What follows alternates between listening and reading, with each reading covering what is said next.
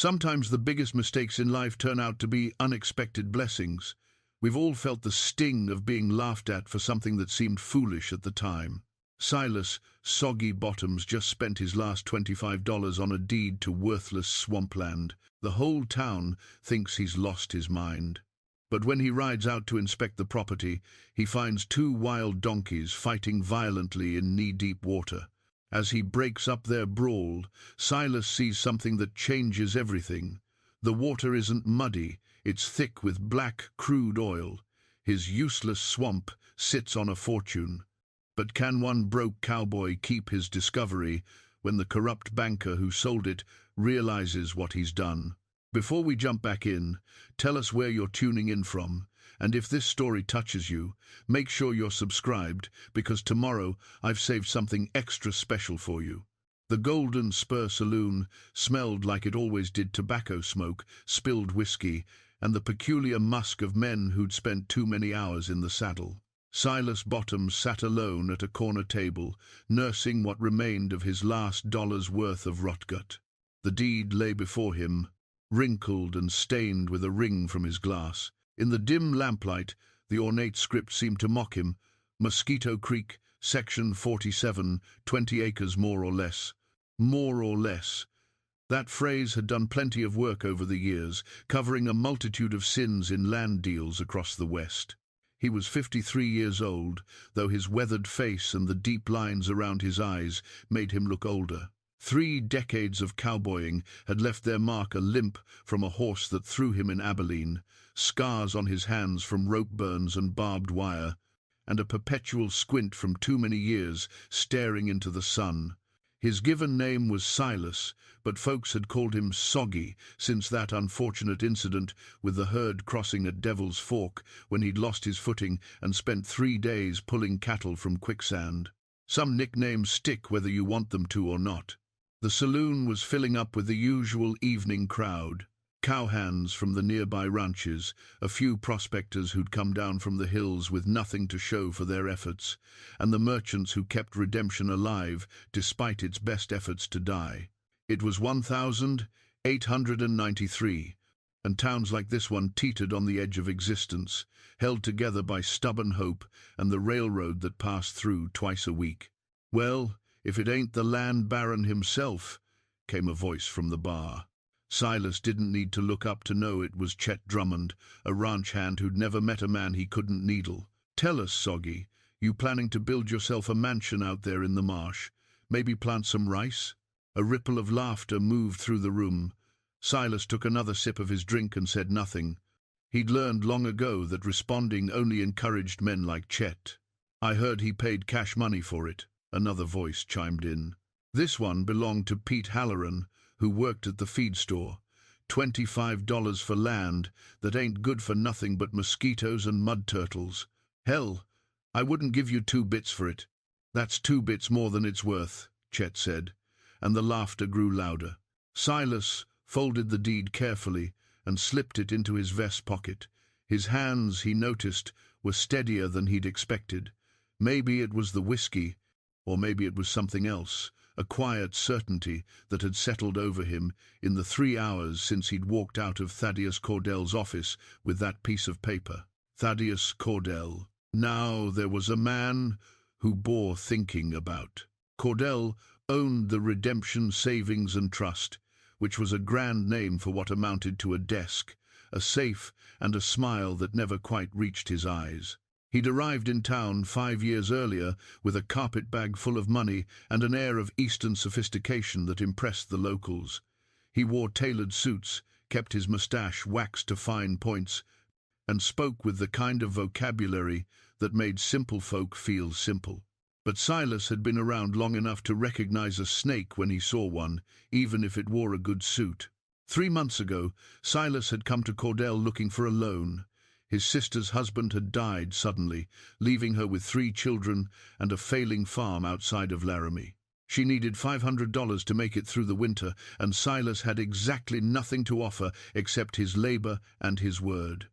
Cordell had smiled that cold smile and explained with great patience that the bank couldn't extend credit to a man with no collateral, no property, and no prospects. Perhaps if you owned land, Cordell had said, adjusting his spectacles, we might discuss terms, but a cowboy's promise, I'm afraid, holds little weight in financial matters. The words had stung because they were true. Silas had spent 30 years working other men's cattle, sleeping in other men's bunkhouses, and riding other men's horses. He'd saved nothing, owned nothing, and built nothing. He'd told himself it was freedom, but at 53, freedom was starting to look a lot like foolishness. So when he'd seen the notice in Cordell's window this morning, land for sale, immediate purchase, something had stirred in him. $25. He had exactly $27.15 to his name, saved from 6 months of work at the Double R Ranch. It was meant for winter clothes and a new saddle, but standing there in the morning sun, looking at that notice, Silas had made a decision that surprised even himself. I'd like to purchase that land, he told Cordell when he walked into the bank. Cordell had looked up from his ledger, his expression shifting through several stages of surprise before settling on something that might have been amusement. The Mosquito Creek property? Mr. Bottoms, I feel obligated to inform you that this land is, shall we say, of limited utility. It's marshland, prone to flooding, infested with insects, and entirely unsuitable for cattle, crops, or habitation. I understand that. The previous owner defaulted on a loan. I'm selling it merely to recover the outstanding debt. I would hate for you to make an unwise investment. But Silas had heard something in Cordell's voice, a note of eagerness beneath the veneer of concern. The banker wanted to sell this land, and he wanted to sell it quickly. That alone was interesting. $25, Silas had said, placing the money on Cordell's desk. Cash. For just a moment, something had flickered across Cordell's face. Not quite greed, not quite triumph, but something close to both. Then the professional mask had slipped back into place, and he'd drawn up the deed with efficient precision. I commend your entrepreneurial spirit, Cordell had said, as he pressed his seal into the wax. Though I confess I cannot imagine what use you'll find for such property. Neither could Silas, if he was being honest. But he'd learned to trust his instincts, and his instincts told him that when a snake like Thaddeus Cordell worked too hard to talk you out of something, it was worth looking at twice. Now, sitting in the Golden Spur with the deed in his pocket and the laughter of his peers in his ears, Silas wondered if he'd finally let his instincts lead him astray.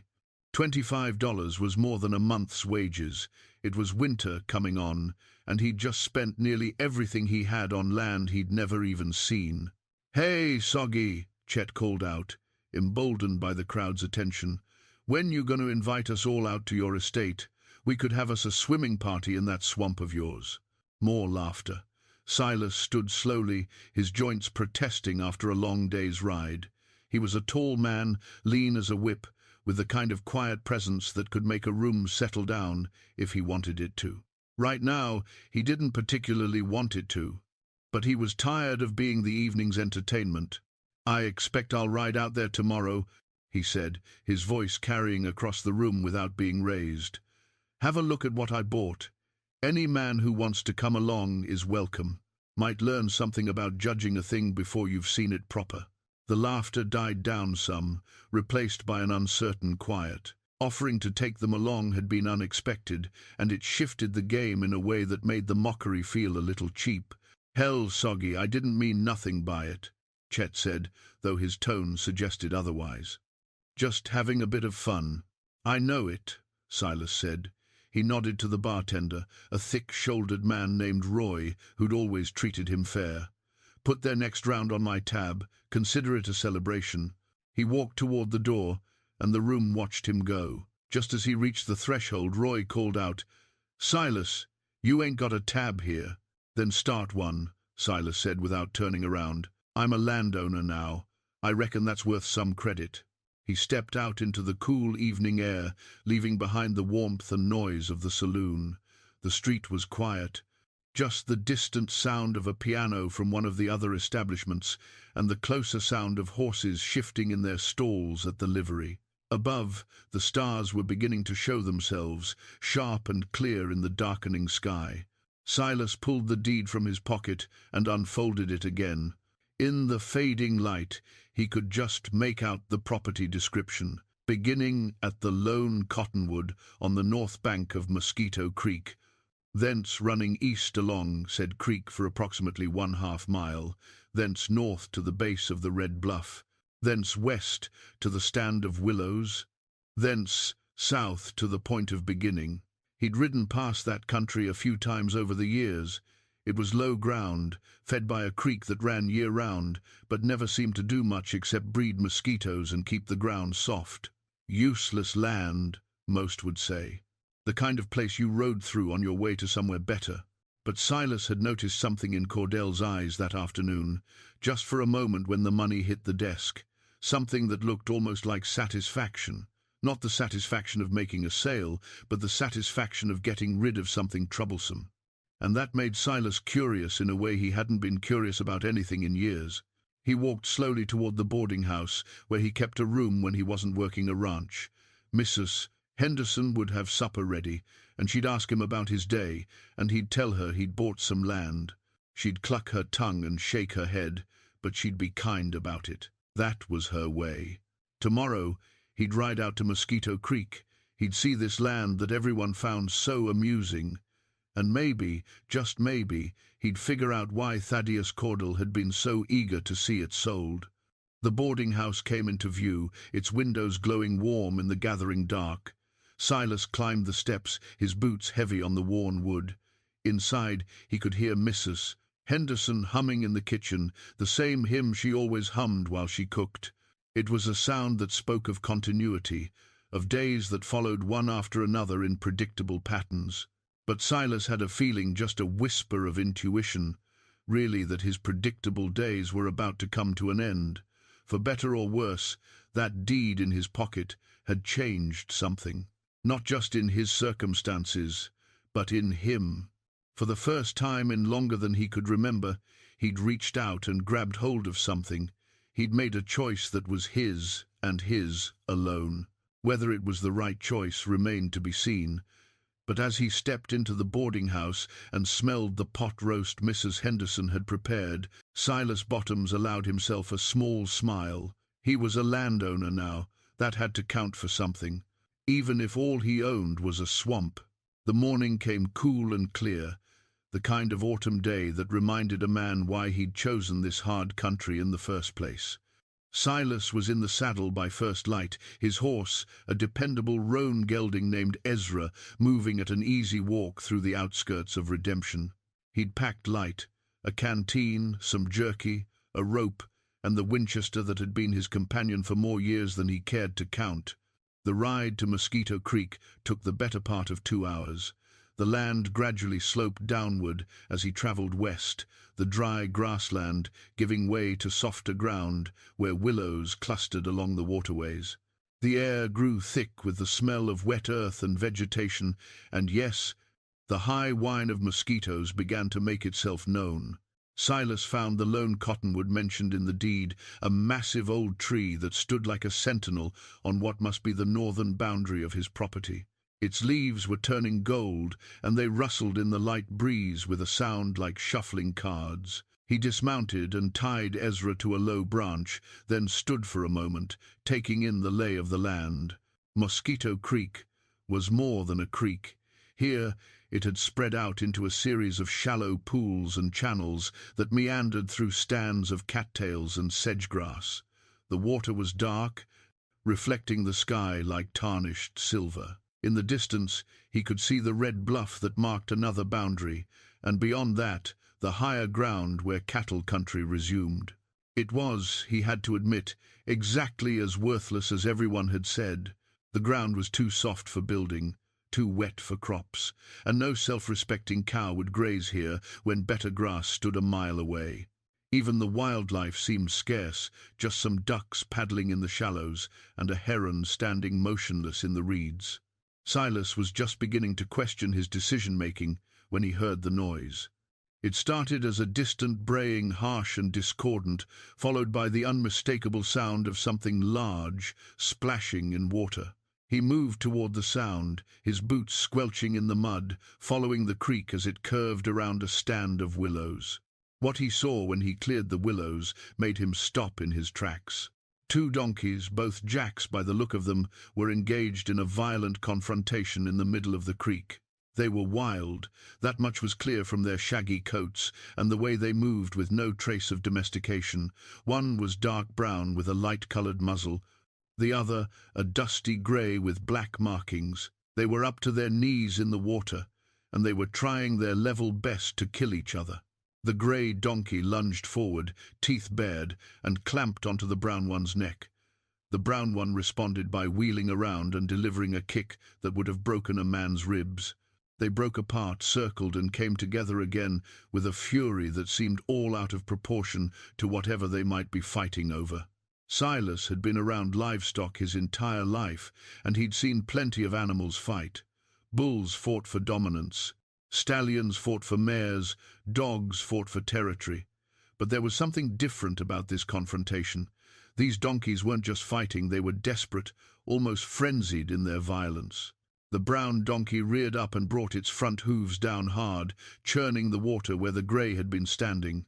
The grey wheeled and kicked backward, its hooves connecting with a meaty thud that made Silas wince. They separated again, both breathing hard, their sides heaving. Silas knew he should probably leave them to sort it out themselves. Wild donkeys were nothing to trifle with, and these two were clearly beyond reason. But something about the scene bothered him, a wrongness he couldn't quite name. They were fighting in the water, which seemed odd. Most animals would seek solid ground for a confrontation like this. He stepped forward, drawing the Winchester from his saddle scabbard, not to shoot, but to make noise. "Hey, get on out of there!" The donkeys' heads snapped toward him, ears forward. For a moment, they stood frozen, regarding him with that mix of wariness and stubbornness that was unique to their kind. Then the grey one brayed, a sound like a rusty gate being forced open and bolted, splashing through the shallows toward the far bank. The brown one hesitated, looking between Silas and the departing grey, then followed, though with less urgency. It stopped once to look back, and Silas got the distinct impression it was considering whether to charge him instead. But then it turned and disappeared into the cattails, leaving only the sound of breaking vegetation in its wake. Silas stood at the edge of the creek, watching the ripples spread out from where the donkeys had been. The water was settling, the disturbed mud drifting back down to the bottom, except, he frowned, stepping closer. The water wasn't settling quite right. Where the donkeys had been fighting, where their hooves had churned up the creek bed, the water wasn't turning the reddish-brown of mud. It was swirling with something darker, thicker, with an iridescent sheen that caught the morning light. Silas waded into the creek, his boots filling with cold water. The bottom was soft, but not as soft as he'd expected, and as he moved toward the churned-up area, the smell hit him, a sharp, mineral odor that reminded him of coal oil, but heavier, more pungent. He knelt down in the knee-deep water and reached into the swirling darkness. His hand came up, coated with a thick, black substance that dripped between his fingers like molasses. It was warm, or at least warmer than the creek water, and it had a weight to it, a viscosity that was nothing like mud. For a long moment, Silas simply stared at his hand. His heart, which had been beating at its normal, steady pace, began to accelerate. His breath caught in his chest. He knew what this was. Any man who'd been paying attention to the newspapers over the past decade knew what this was. They'd discovered it in Pennsylvania, then Ohio, then Texas. Black gold, they called it. Crude oil. The stuff that fed lamps and locomotives and was making fortunes for men smart enough or lucky enough to find it. And here it was, seeping up through the bed of Mosquito Creek, right in the middle of the 20 acres he'd bought for $25. Silas stood slowly, his legs unsteady. The black substance was still swirling in the water where the donkeys had kicked it up. Now that he was looking for it, He could see other signs, a faint rainbow sheen on the surface of the water in places, dark patches along the bank where the oil had collected, even the smell in the air that he'd dismissed as marsh gas. The donkeys hadn't been fighting over a mate or territory. They'd been fighting over the one patch of water that wasn't contaminated with oil, the small area where the creek ran clearer, where the seepage wasn't as strong. They were thirsty, desperate for clean water to drink, and that desperation had driven them to violence. Silas looked down at his oil-covered hand, then at the creek, then at the surrounding land with new eyes. This wasn't worthless swampland. This was the surface of an oil field. The marsh conditions, the way nothing grew quite right here, the peculiar smell he'd noticed, it all made sense now. The oil had been seeping to the surface for who knew how long, probably for years, maybe decades. And Thaddeus Cordell had sold it to him for $25. The realization hit Silas like a physical blow. Cordell knew. He had to have known. No man sold land that quickly, that easily, without knowing what he was getting rid of. But why? Why would Cordell, who was known for his sharp business sense, sell oil land for pocket change? Unless he'd acquired the land illegally, or unless there was some legal complication that made keeping it more trouble than it was worth.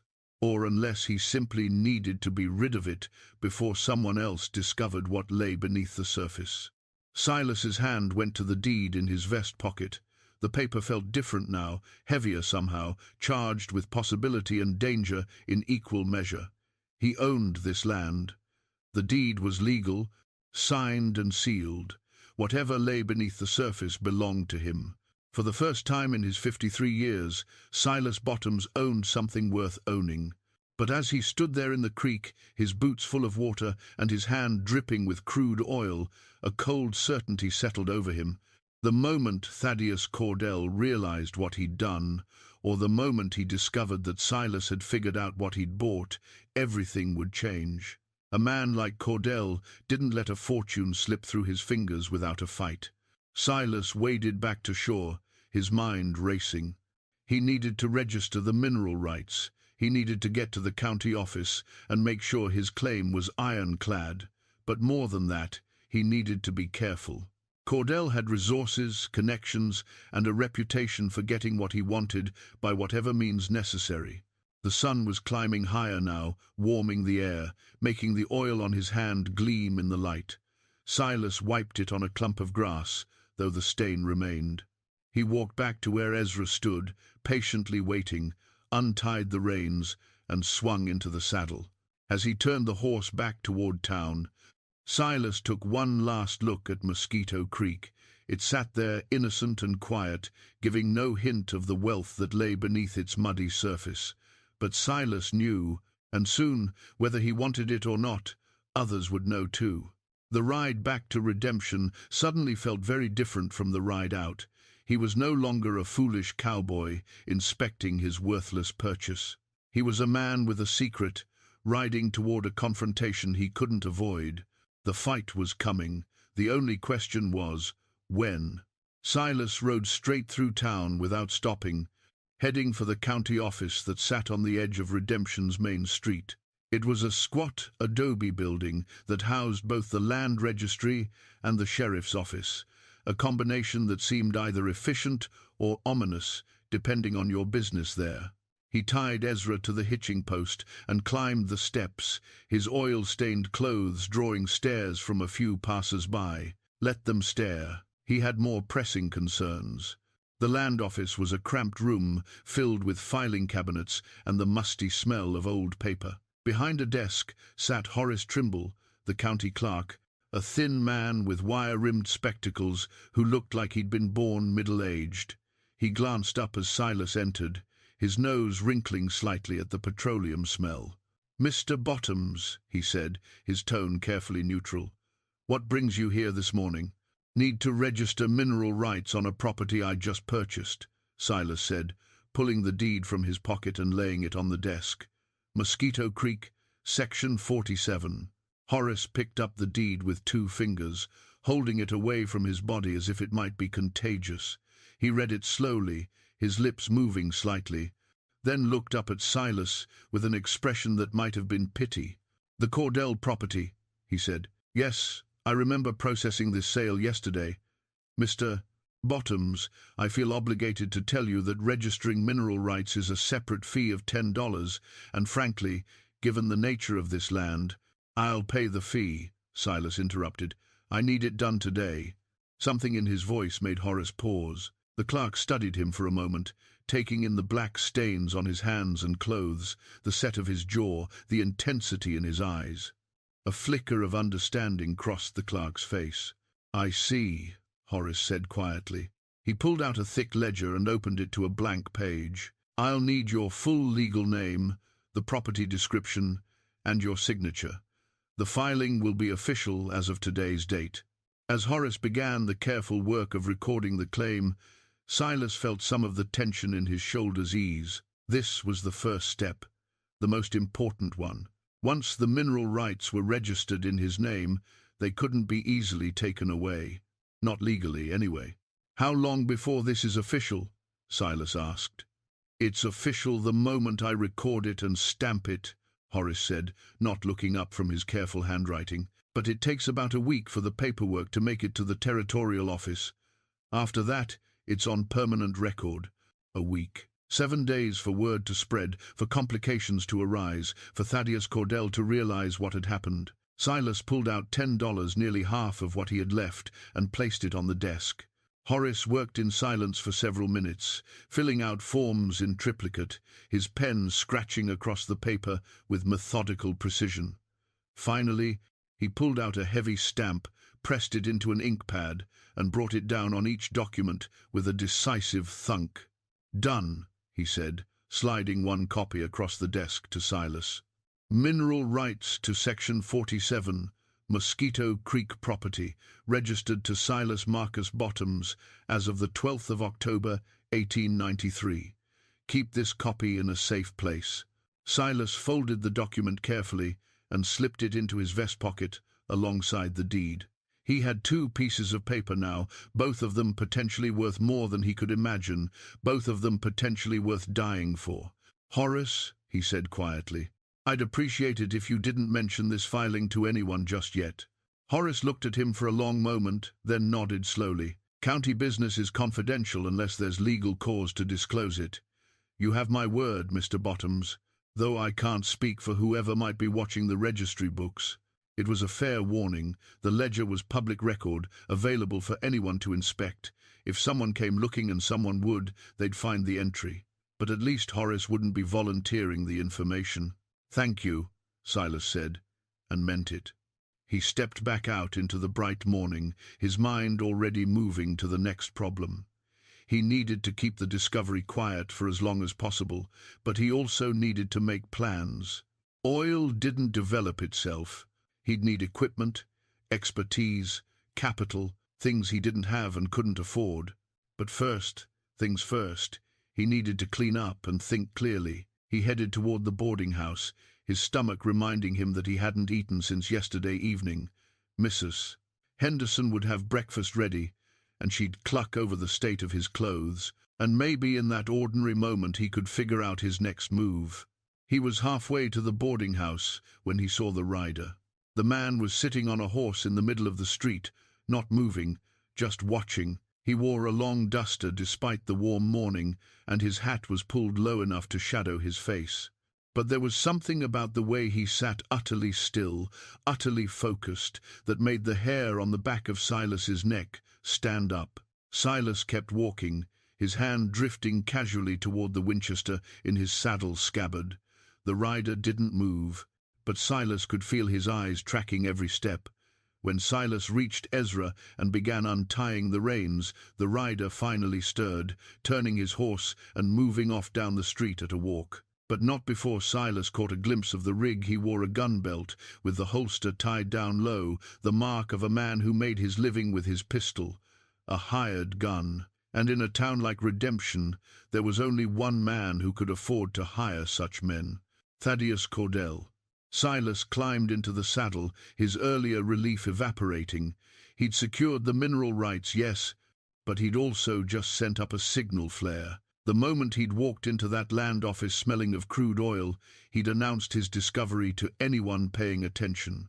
And apparently, someone had been paying very close attention indeed. He rode slowly toward the boarding house, his senses alert, his mind working through the implications. Cordell might not know for certain what Silas had found, but the banker was suspicious enough to have him watched. That meant Silas had even less time than he'd thought. As he dismounted in front of the boarding house, Silas made a decision. He couldn't develop this oil field alone, and he couldn't wait. He needed help, and he needed it from someone he could trust. Someone who wouldn't be intimidated by Thaddeus Cordell's money or his hired guns. The problem was, after 30 years of drifting from ranch to ranch, never putting down roots, never building lasting friendships, Silas wasn't sure he knew anyone who fit that description. But he was about to find out, because the alternative facing Cordell's hired guns alone wasn't just dangerous, it was suicide. He pushed open the door to the boarding house, the smell of bacon and coffee greeting him like an old friend. Mrs. Henderson appeared from the kitchen, took one look at his clothes, and threw her hands up in exasperation. "Silas Bottoms, what in heaven's name have you been doing? You smell like a coal mine and look like you've been wrestling in a tar pit." "Something like that," Silas said, managing a tired smile. "Mrs. Henderson, I need to ask you something. Who in this town do you trust, I mean really trust, with your life?" She stopped, mid-fuss, her sharp eyes studying his face. Whatever she saw there made her expression soften. "That's a serious question," she said quietly. "Yes, ma'am, it is." She wiped her hands on her apron, thinking, "There's Sheriff Harding, but he's getting on in years and he's afraid of Cordell. There's Doc Morrison, solid as they come. And there's Jack Thornton owns the livery. He's honest as the day is long and twice as stubborn." "Jack Thornton," Silas repeated. He knew the man by sight, had stabled Ezra at his livery plenty of times. A big man, quiet, with hands that could handle a spooked horse or repair a broken wagon with equal skill. "But Silas," Mrs. Henderson said, her voice dropping low, "whatever trouble you're in, be careful. This town isn't what it used to be, not since Cordell arrived." "I know," Silas said. "That's why I'm asking." He went to his room and changed into clean clothes, then splashed water on his face and hands, scrubbing away as much of the oil as he could. In the mirror, he looked like what he was, a tired cowboy who'd stumbled onto something bigger than himself. But there was something else in his reflection now, a determination he hadn't felt in years, maybe decades. He'd spent his whole life letting circumstances push him around, going wherever the work was, accepting whatever hand he was dealt. Not this time. This time, he was going to push back, even if it killed him. Jack Thornton's livery stood at the far end of Main Street, a solid structure built from good lumber and honest labor. Silas could hear the ring of hammer on anvil before he even reached the open doors. Jack was at the forge, shaping a horseshoe with the kind of methodical precision that marked all his work. He was a bear of a man, 6 feet tall and broad across the shoulders, with forearms like fence posts and a beard that had gone grey at the edges. He looked up as Silas's shadow fell across the threshold, his blue eyes sharp despite his 50-some years. "Silas," he said, his voice a low rumble. He plunged the horseshoe into a bucket of water, sending up a hiss of steam. "Heard you bought yourself some land?" Word travels fast. In a town this size, everything travels fast.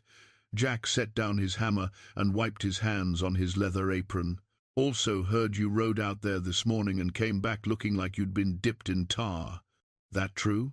Silas glanced around the livery. It was empty except for a few horses in their stalls, but he lowered his voice anyway. "Can we talk somewhere private?" Jack studied him for a moment, then nodded. "Back room." The back room was where Jack kept his tack and tools, a cluttered space that smelled of leather and oil. Jack closed the door behind them and crossed his arms, waiting. Silas pulled out the deed and the mineral rights registration, laying them on the workbench.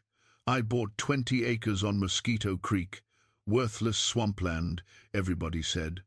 But this morning I found crude oil seeping up through the creek bed, enough that I think there's a major deposit underneath. Jack picked up the papers, reading them slowly. His expression didn't change, but Silas saw his jaw tighten. And Cordell sold you this land for $25. Yesterday afternoon. He knew, Jack said flatly. Cordell doesn't sneeze without calculating the profit in it. He knew what was under that land. That's what I figure. Question is, what's he going to do when he realizes I found it? Jack handed the papers back and walked to the small window that looked out on the street. He stood there for a long moment, his back to Silas, his massive frame blocking most of the light.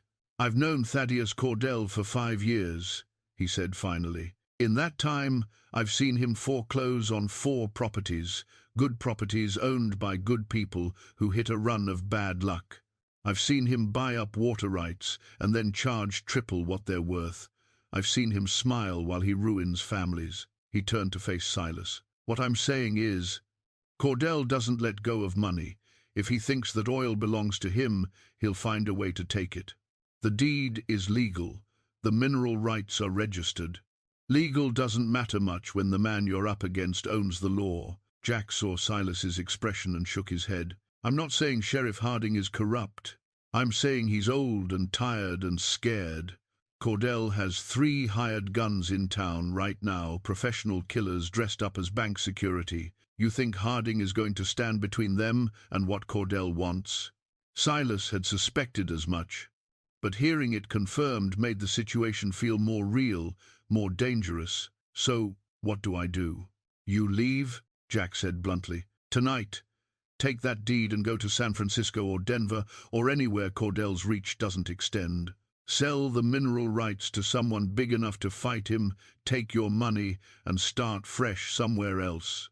It was sensible advice, probably the smartest thing Silas could do. But even as Jack said it, Silas knew he wasn't going to take it. I spent 30 years running from one place to another, Silas said quietly. Never owned anything, never built anything, never stood my ground on anything that mattered. I'm tired of running, Jack. I'm tired of letting men like Cordell take what they want, because they can. Jack let out a long breath. You know what you're asking for? This isn't going to be a legal fight. Cordell will come at you with everything he has, and he has a lot. I know. You'll probably die. Probably. They looked at each other across the cluttered room, 2 men who'd spent their lives doing hard work in hard country. Jack's expression was unreadable, and for a moment Silas thought he'd pushed too hard, asked too much. Then Jack reached up and untied his apron, pulling it over his head and hanging it on a nail. Then I guess we'd better figure out how to keep you alive long enough to get that oil out of the ground. Relief flooded through Silas, so intense it made his knees weak. You're willing to help? Help. Jack barked a laugh. Silas, I've been waiting 5 years for someone in this town to stand up to Cordell. I'm not about to let you do it alone. He moved to a cabinet in the corner and pulled out a gun belt, checking the loads in a heavy revolver. But we're going to need more than just the 2 of us. We need Doc Morrison. He's steady, and he's got no love for Cordell after what happened with the Porter family. And we need information. We need to know exactly what Cordell is planning. How do we get that? Jack smiled, though there was no humor in it. Cordell's men drink at the Golden Spur every night. Men drink, they talk, we listen. Over the next hour, they made their plans. Jack would reach out to Doc Morrison quietly, feeling out whether the doctor would be willing to help. Silas would keep his head down and avoid drawing more attention. And tonight, they'd start gathering information about Cordell's next move. It wasn't much of a plan, but it was a start. As they were finishing, they heard the sound of a horse pulling up outside. Jack moved to the window and looked out, his body going tense. Speak of the devil! Silas joined him at the window. Thaddeus Cordell was dismounting from a fine black gelding, his expensive suit somehow spotless despite the dusty street. He moved with the confidence of a man who knew he owned not just property, but people. Stay here, Jack said. Let me handle this. But Cordell wasn't coming to the livery. He stood in the street, looking directly at the building, and called out in a voice that carried clear across the distance, "Mr. Bottoms, I know you're in there. I'd like a word, if you don't mind." Jack looked at Silas. "Your call." Silas took a breath and stepped out of the back room, walking through the livery to stand in the doorway. Jack followed a step behind, his presence a solid reassurance. "Mr. Cordell," Silas said evenly, "what can I do for you?" Cordell smiled, that cold smile of his. "I wanted to check on your satisfaction with yesterday's transaction. Sometimes buyers experience what we might call remorse after purchasing property. If you'd like to sell the land back to the bank, I'd be happy to offer you, say, $30, a $5 profit for 1 day's ownership. The land's not for sale." "Ah." Cordell's smile didn't waver, but something shifted in his eyes. "I see. Well, if you change your mind, the offer stands. For now." He started to turn away, then paused. "Oh, and Mr. Bottoms? You should know that I take a personal interest in all developments in this area. All developments. I'd hate for you to make any hasty decisions without proper guidance." "I'll keep that in mind," Silas said. Cordell tipped his hat, climbed back on his horse, and rode away at a leisurely pace. But the threat had been clear enough. Cordell knew, maybe not all the details, but he knew something had changed, and he was moving to secure his position. Jack came to stand beside Silas, watching Cordell's retreating figure. "No," Silas agreed. "It didn't. You still want to do this?" Silas thought about the oil seeping up through Mosquito Creek. He thought about 30 years of having nothing, being nothing, drifting through life like smoke on the wind. He thought about his sister and her children, struggling to survive on a failing farm. He thought about all the people in this town who'd been crushed under Cordell's heel because no one had the courage to stop him. "Yes," he said, "I still want to do this." Jack nodded slowly, as if Silas had just answered a question far bigger than the one he'd asked. "Then we'd better get ready, because that man isn't going to wait long before he makes his move." Through the window, Silas could see 2 of Cordell's hired guns watching the livery from across the street. The siege had already begun, and this time there was nowhere to run. Doc Morrison lived above his practice in a set of modest rooms that smelled of carbolic acid and peppermint. He answered the door that evening, still wearing his shirt sleeves, a surgical text open on the table behind him. He was a slight man in his late 40s, with careful hands and eyes that missed very little. "Silas," he said, surprise evident in his voice, "and Jack, this must be quite the social call to bring you both to my door after dark." "We need to talk," Jack said, glancing down the empty street. "Inside, if you don't mind." Doc Morrison stepped aside, ushering them in and closing the door firmly. He gestured them to chairs around his small dining table and sat down himself, folding his hands and waiting. Silas told him everything: the land purchase, the discovery of the oil, Cordell's threatening visit. Doc listened without interrupting, his expression growing more serious with each detail. When Silas finished, the doctor sat back and removed his spectacles, polishing them slowly with his handkerchief.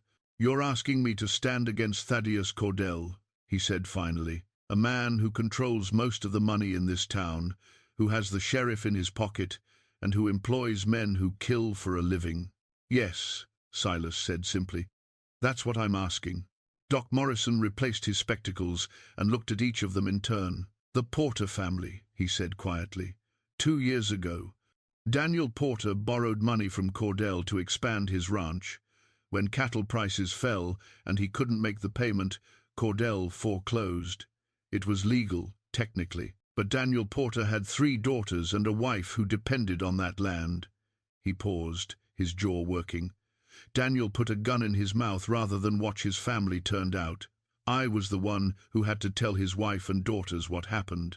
The room fell silent. Silas had heard rumors about the Porter tragedy, but he hadn't known the details, hadn't known Doc Morrison's connection to it.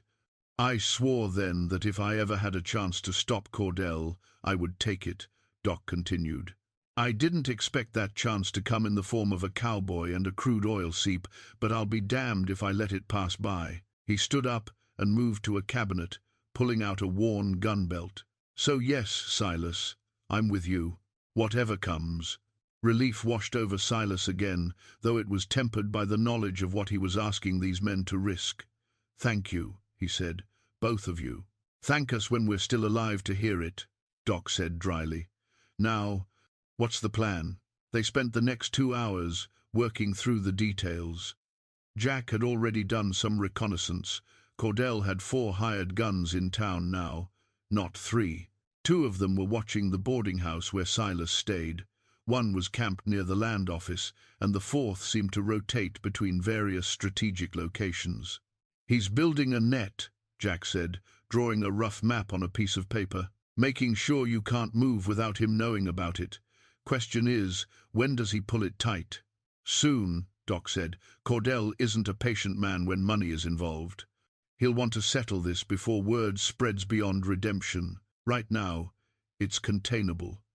Give it a week, and someone will ask questions he doesn't want asked. Which means he'll either try to buy me out or force me out," Silas said. "And since I've already refused to sell, that leaves force." "What kind of force?" Jack asked. Doc leaned forward. "My guess? He'll manufacture a legal pretext, find some clause in the deed, some error in the filing, some technicality that lets him claim the property is still his. He'll have Sheriff Harding serve the papers, backed by his hired guns in case there's resistance." It made sense. Cordell was ruthless, but he was also careful. He'd want the appearance of legality, even if the substance was fraud. That way, if questions were asked later, he could point to documents and procedures and claim everything was done properly. "So we need to make sure the documentation is bulletproof," Silas said. "And we need witnesses, people who can testify that the sale was legitimate if it ever comes to court." "Horace Trimble saw the whole transaction," Jack pointed out. "He's the county clerk. His testimony would carry weight." "If he's willing to give it," Doc said. "Horace is a good man, but he's got a wife and children. Cordell could make his life very difficult." They talked through various scenarios, each one more dangerous than the last. The oil field represented a fortune, potentially hundreds of thousands of dollars, maybe more. Men had killed for far less. The fact that Cordell hadn't simply sent his hired guns to eliminate Silas already suggested he was trying to do this cleanly, with a veneer of legality. But that restraint wouldn't last forever. "We need leverage," Silas said finally. "Something that makes it more dangerous for Cordell to come after us than to leave us alone." "Like what?" Jack asked. Silas thought about it, turning the problem over in his mind. Cordell's power came from his control of information and his willingness to use violence. If they could threaten that control, expose him publicly, make it costly to attack them. "The newspapers," he said. "If we can get the story to a big paper, Denver, San Francisco, make it public that there's oil on my land and that Cordell is trying to steal it, he'll have to back off. He can't afford that kind of attention." Doc nodded slowly. "It's risky. The moment we go public, we tip our hand completely. Cordell will know we're serious about fighting him." "He already knows that," Jack said. "The question is whether we can get the information out before he stops us." "I can ride to Denver," Silas offered. "It's a 4-day trip. I could be there and back in a week." "You'd never make it out of town," Doc said bluntly. "Cordell's men are watching you constantly. The moment you try to leave, they'll follow. And on the open road, without witnesses, anything could happen. You might have an unfortunate accident, fall from your horse, get thrown by a spooked animal. These things happen to cowboys all the time."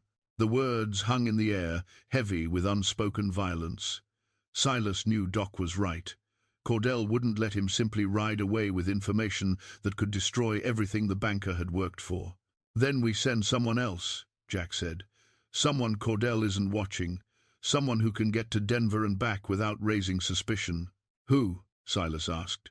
Before anyone could answer, they heard the sound of breaking glass from somewhere below, followed by the acrid smell of smoke.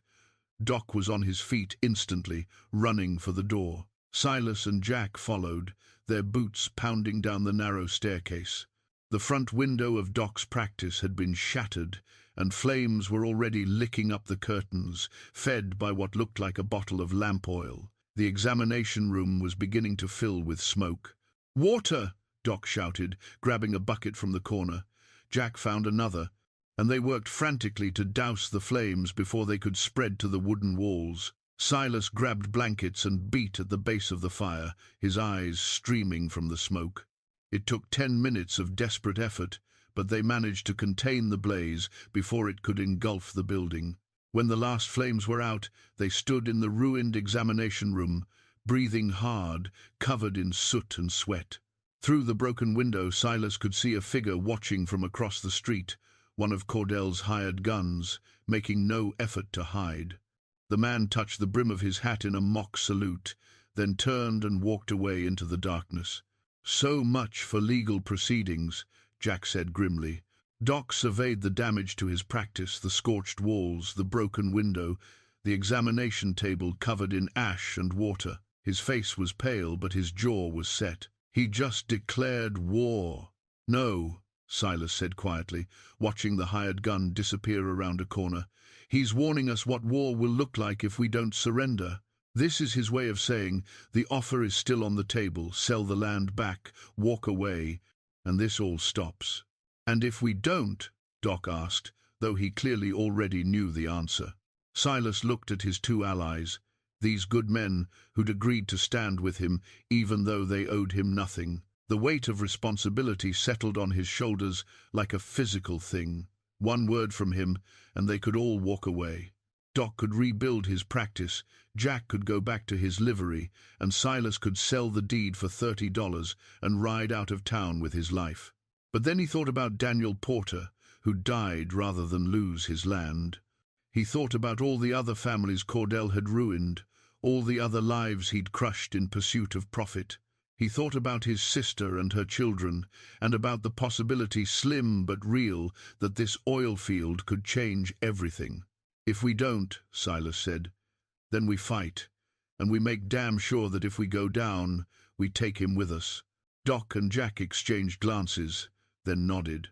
"All right then," Jack said. "Let's figure out how to fight a war we can't afford to lose." Outside, the night had grown cold.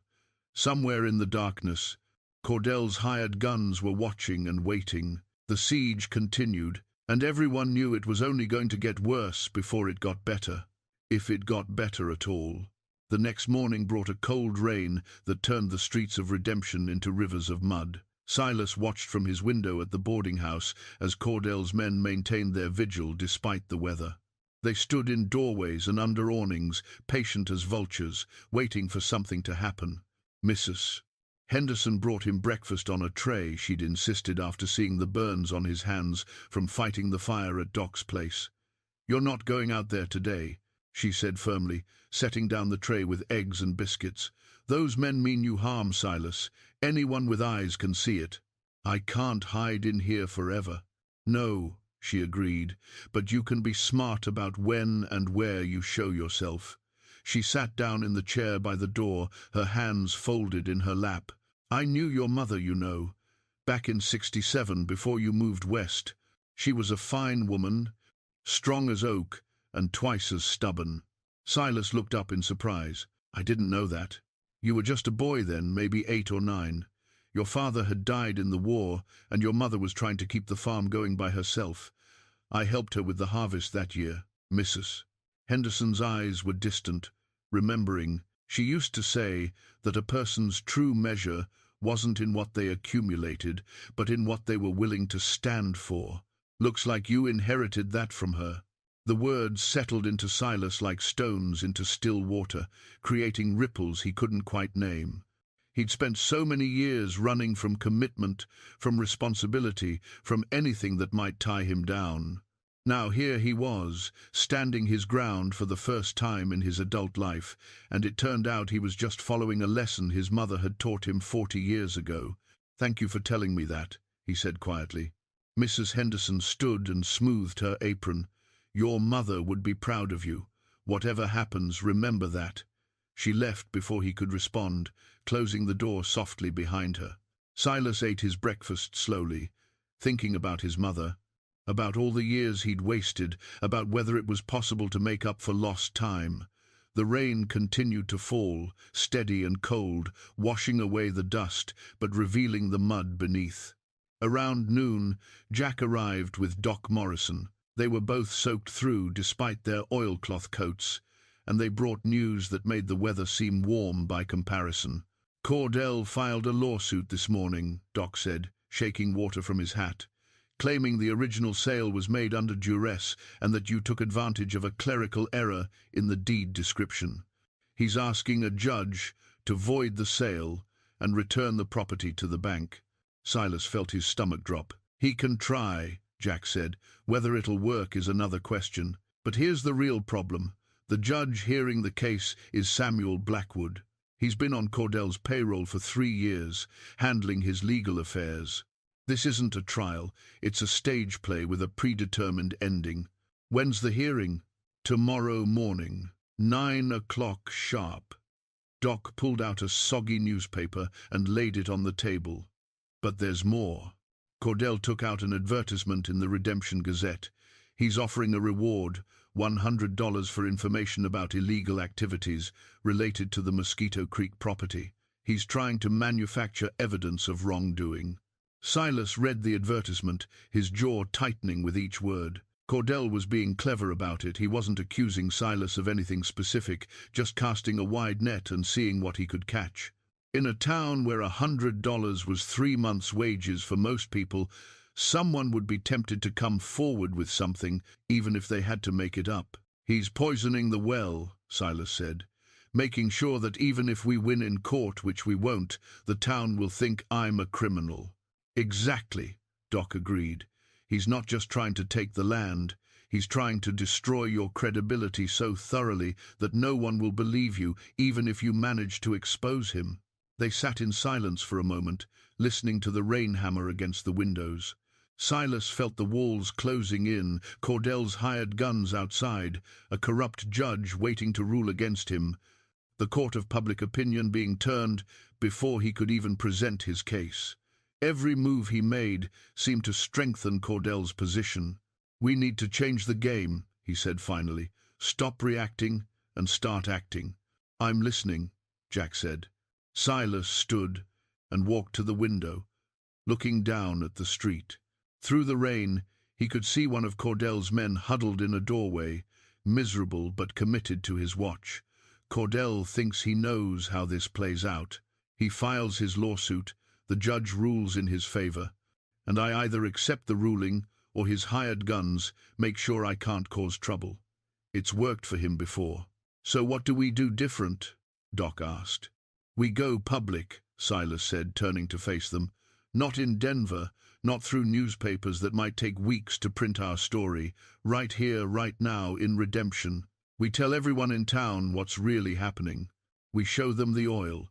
We explain that Cordell sold me that land knowing what was under it, and now he's trying to steal it back using a corrupt judge and hired killers." Jack frowned. "That's dangerous. Once we reveal the oil, Cordell has no reason to keep pretending this is legal. He'll come at us directly." "He's already coming at us directly," Silas pointed out. "He burned Doc's practice last night. How much more direct can he get?" "He has a point," Doc said slowly. "And if we're going to go down anyway, we might as well go down fighting in the open. At least that way there's a chance the truth survives, even if we don't." "There's another benefit," Silas continued, his mind working through the possibilities. "If the whole town knows about the oil, it becomes harder for Cordell to make us disappear. Right now, we're just 3 men, nobody important. But if we become a public story, if people are watching to see what happens, he has to be more careful." Jack stood and joined him at the window. "When?" "Tonight, at the Golden Spur. Everyone goes there on Saturday night. We make our stand in front of the whole town, and we dare Cordell to do something about it with witnesses watching." "He will do something about it," Doc said quietly. "You know that, right? This isn't going to scare him off. It's going to force his hand." "I know," Silas said. "But at least it'll be on our terms." They spent the rest of the afternoon preparing. Jack went back to his livery to gather supplies, rope, lanterns, and the oil-stained clothes Silas had worn when he discovered the seep. Doc wrote out a statement describing the oil field in technical terms, something that could be shown to potential investors or newspapers. And Silas rehearsed what he would say, trying to find words that would make people understand what was at stake. As evening approached and the rain finally stopped, Mrs. Henderson brought them dinner.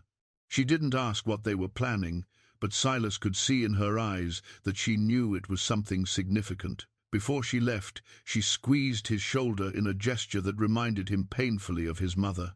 "Be careful," was all she said.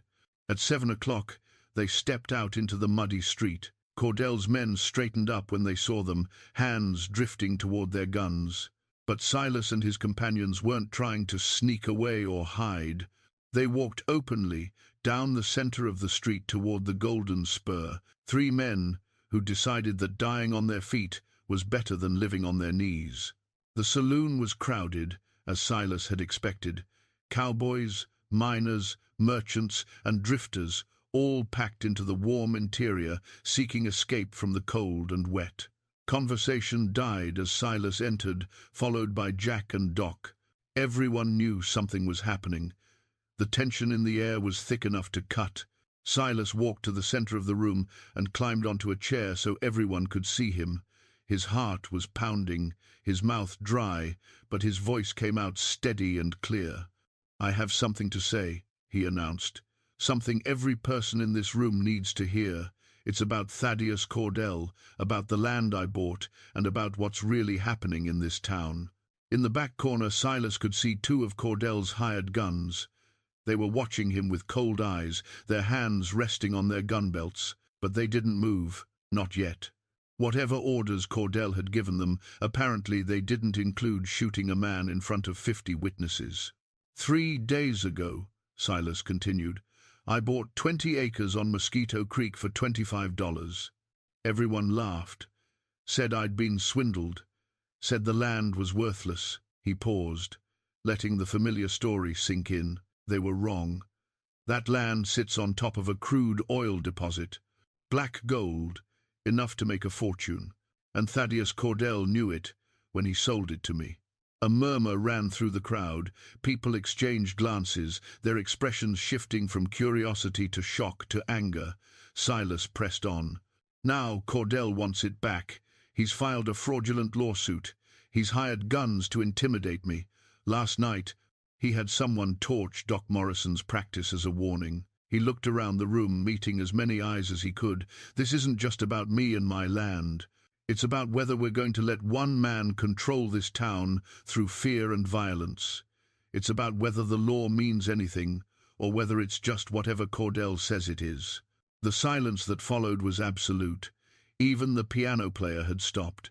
Every eye in the room was either on Silas or on Cordell's hired guns, waiting to see what would happen next. Then, from the doorway, a voice rang out clear and sharp. "That's quite an accusation, Mr. Bottoms." Thaddeus Cordell stepped into the saloon, flanked by 2 more hired guns. His suit was immaculate despite the mud outside, and his face wore that familiar cold smile.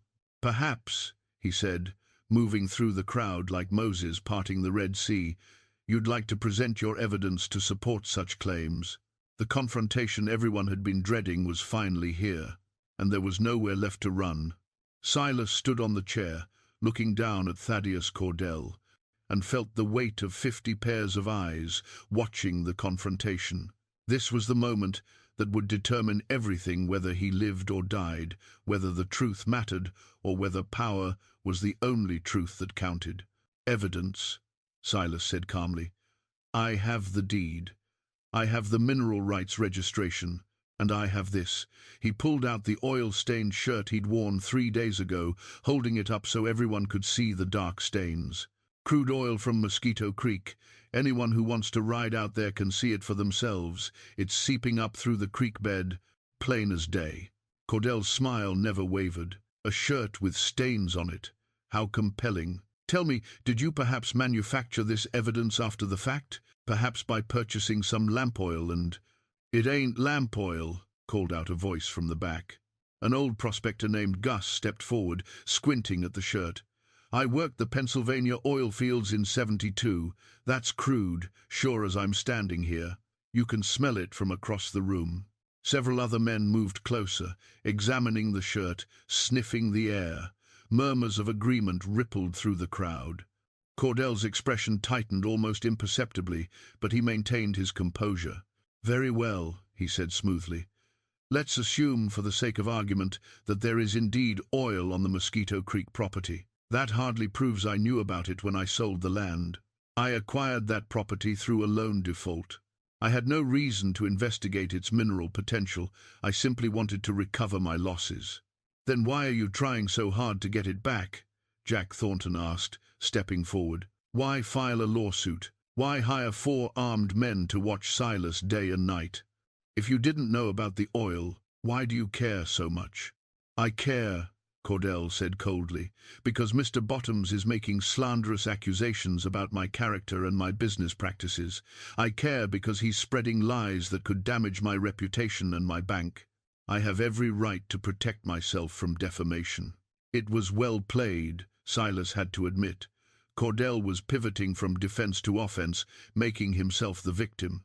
And it was working. He could see some of the crowd's sympathy shifting, particularly among the merchants who depended on Cordell's bank for loans. "What about the fire at Doc Morrison's practice?" Silas pressed. "Was that protecting your reputation too?" "What fire?" Cordell asked, his eyebrows raised in apparent surprise. "Dr. Morrison. Has something happened to your practice? This is the first I'm hearing of it.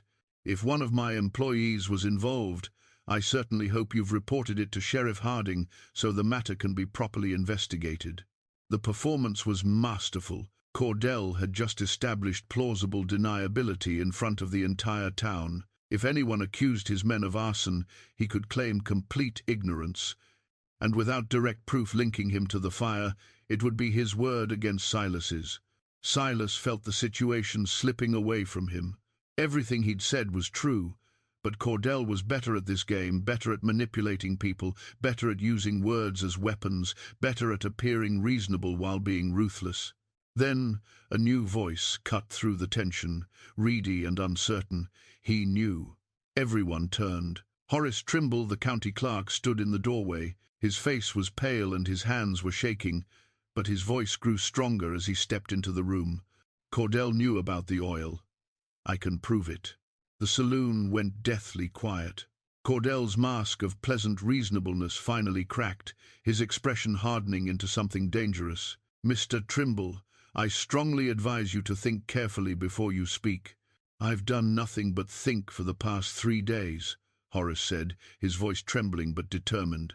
He pulled a folded document from his coat pocket. "This is a geological survey of the Mosquito Creek property commissioned by Thaddeus Cordell 6 months ago. It clearly identifies the presence of crude oil seepage and estimates the field's potential value at over $200,000. A collective gasp went through the crowd. Horace held up the document so everyone could see it official-looking, with maps and technical language and Cordell's signature at the bottom. Cordell knew exactly what that land was worth, Horace continued, gaining confidence with each word. He acquired it through a fraudulent loan. The previous owner never actually defaulted. Cordell simply claimed he had and foreclosed before the man could prove otherwise. Then Cordell sat on the property for 6 months, trying to figure out how to develop it without drawing attention. When Silas came in offering to buy it, Cordell saw an opportunity. He could sell the land for pennies, make it look like a legitimate transaction, and then later claim Silas had defrauded him somehow. That way, Cordell gets the oil field back while appearing to be the victim. Cordell's face had gone white, then red. "You're a liar," he said, his voice low and dangerous. "That document is a forgery. I'll have you arrested for—" "It's not a forgery," Horace interrupted. "I filed it myself when you commissioned the survey. It's in the county records, available for anyone to review. You just didn't think anyone would ever connect it to the sale because you processed the deed under a different property description. But I checked the survey boundaries against the deed Silas filed. They're identical. Same land, same section, same creek." The room erupted in angry voices. People were shouting questions, accusations, demands for explanations. Cordell's hired guns moved closer to their employer, their hands on their weapons, clearly uncertain about what to do in the face of such public exposure.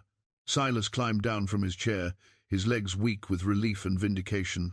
Horace Trimble, the quiet county clerk who'd processed his paperwork 3 days ago, had just saved his life. Maybe saved all their lives. "Why?" Silas asked, moving close enough that Horace could hear him over the din. "Why did you come forward? Cordell could destroy you." Horace looked at him with eyes that had seen too much and stayed silent too long. "Because I have a daughter. She's 7 years old. And I don't want her growing up in a town where men like Cordell can do whatever they want without consequences. I don't want her to think that's how the world has to be." Before Silas could respond, Cordell's voice cut through the noise like a knife. "Enough." The room fell silent again. Cordell stood in the center of the saloon, surrounded by his hired guns, his face a mask of barely controlled fury. The veneer of civilization had finally stripped away, revealing the ruthless core beneath. "This changes nothing," he said, his voice cold as winter ice. "That land is mine, by right of investment, by right of development, by right of the capital I'm willing to put into extracting that oil. What's a cowboy going to do with an oil field? You don't have the money, the equipment, or the expertise to develop it. You'll waste it. You'll squander a fortune because you're too ignorant and too poor to do anything else." "Maybe," Silas said quietly, "but it's mine to waste. The deed is legal, the mineral rights are registered, and now everyone in this room knows the truth about how you operate."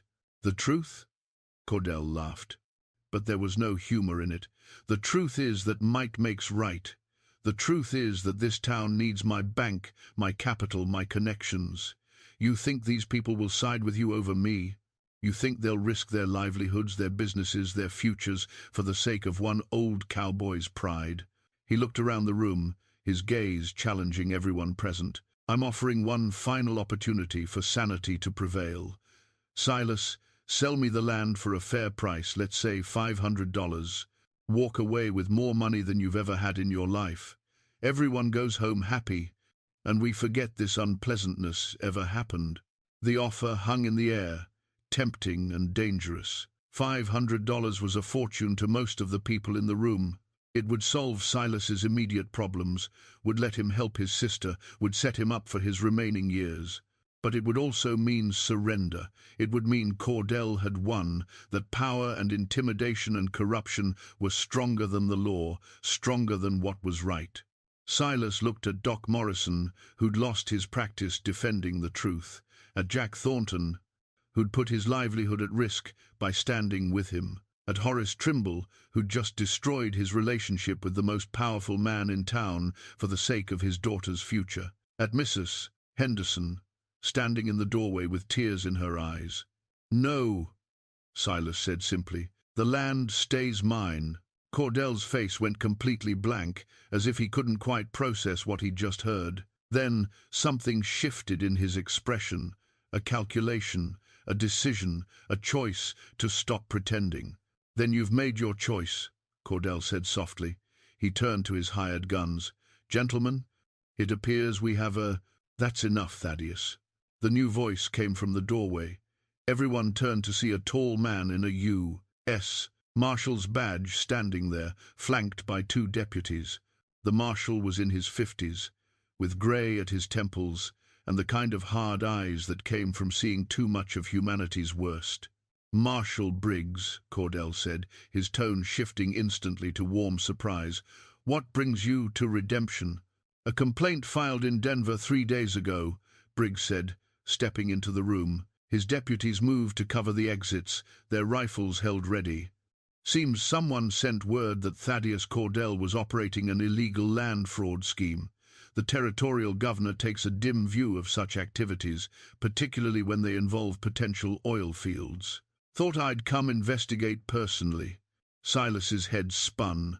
Someone had filed a complaint in Denver 3 days ago, but none of them had sent word anywhere. They hadn't had time. Then he looked at Horace Trimble, and saw the faint smile on the clerk's face. The geological survey hadn't been Horace's only secret. He'd been planning this for longer than any of them had known. "That complaint is clearly fraudulent," Cordell said, but his voice had lost its confidence. A vindictive attempt to, "We'll sort out what's fraudulent and what isn't," Marshal Briggs interrupted. "In the meantime, I'm placing you under arrest pending investigation. Your men can either surrender their weapons peacefully, or we can do this the hard way. Their choice." For a long moment, the hired guns looked at Cordell, waiting for orders. Then, one by one, they unbuckled their gun belts and laid them on the nearest table. They were professionals, and professionals knew when the game was over. Cordell's face had gone ashen. "You can't do this. I have rights, I have lawyers, and you'll have every opportunity to exercise those rights," Briggs said, "after we've had a good long chat about your business practices." He nodded to his deputies, who moved forward with handcuffs. As they led Cordell toward the door, the banker turned back one last time, his eyes finding Silas in the crowd. The hatred in that gaze was almost physical in its intensity. "This isn't over," Cordell said quietly. "Yes," Silas replied, "it is." But even as he said it, even as he watched Cordell being led away into the night, Silas knew it wasn't quite true. The immediate danger had passed, but the aftermath would be complicated. There would be legal proceedings, territorial investigations, questions about the oil field's ownership and development. Still, as the crowd in the saloon began to cheer, as Jack and Doc moved to congratulate him, as Horace Trimble stood quietly in the corner looking like a weight had been lifted from his shoulders, Silas allowed himself to feel something he hadn't felt in a very long time: hope. The days following Cordell's arrest passed in a blur of activity that left Silas feeling both exhausted and strangely energized. Marshal Briggs had set up a temporary office in Redemption, conducting interviews and gathering evidence. Horace Trimble spent hours providing documentation and testimony about Cordell's various schemes over the past 5 years. The list of victims was longer than anyone had suspected. But even with Cordell in custody, nothing was certain. The banker had posted bail within 24 hours. His connections ran deep, apparently all the way to the territorial capital, and was now staying at the Grand Hotel with his lawyers, preparing his defense. The trial was set for 3 weeks out, time enough for both sides to marshal their forces. Silas sat in Jack's livery on a cold morning exactly 1 week after the confrontation at the Golden Spur. Doc Morrison was there, along with Horace Trimble and a new arrival, a man named Benjamin Fletcher, who'd come down from Denver, representing a consortium of oil investors. Fletcher was in his 30s, sharp-eyed and well-dressed, with the kind of energy that marked men who saw opportunity in every direction. "The geology report is solid," Fletcher said, spreading maps and documents across Jack's workbench. "If the seepage is as significant as you've described, we're looking at a field that could produce for decades. My consortium is prepared to offer you a development contract. We provide all the capital, equipment, and expertise in exchange for a 60-40 split. 60 for us, 40 for you." "That seems fair," Silas said, though in truth he had no idea what was fair in the oil business. The numbers Fletcher was suggesting made his head spin. 40% of potential earnings that could run into hundreds of thousands of dollars. "However," Fletcher continued, his expression growing serious, "there's a complication. The legal situation with Cordell. Until that's resolved definitively, we can't move forward. Our investors won't commit capital to a property with clouded title, no matter how promising the geology." "The trial is in 3 weeks, Doc pointed out. "Once Cordell is convicted of fraud, the title will be clear." Fletcher shook his head. "It's not that simple. Even if Cordell is convicted, he still has grounds for appeal. That could take months, even years. And there's another problem. Cordell's been putting out his own story. He's claiming he was entrapped, that Silas and Horace conspired to defraud him. He's got affidavits from witnesses who say they saw Silas doctoring the oil evidence. It's all lies, obviously, but mud sticks." "So what do we do?" Jack asked. We need to prove beyond any doubt that the oil field exists and that Silas's claim is legitimate, Fletcher said. And we need to do it publicly, in a way that can't be disputed or muddied by Cordell's lawyers. I'm suggesting we conduct a formal drilling operation, bring in professional engineers, document everything meticulously. That way, when the trial happens, we have concrete evidence that settles the matter once and for all. How long would that take? Silas asked. 2 weeks if we move fast. My consortium can have equipment here in 3 days. We drill a test well, analyze the results, file official reports with the Territorial Mining Office. It's ironclad and expensive, Horace added quietly. Who pays for all this? Fletcher smiled. We do. Consider it an investment in our future partnership. If the well comes in as expected, we proceed with full development. If not well, that's the risk of the oil business. It sounded reasonable, almost too reasonable. Silas studied Fletcher carefully, trying to read the man beyond his confident words. What's the catch? No catch, Fletcher said. But I'll be honest with you, speed matters here. Every day we delay is a day Cordell's lawyers can work on dismantling your case. And there's something else you should know. He pulled out a newspaper from his satchel, the Denver Post, dated 3 days earlier. The headline read, "Oil boom comes to Colorado. Territorial governor calls for investigation of land claims."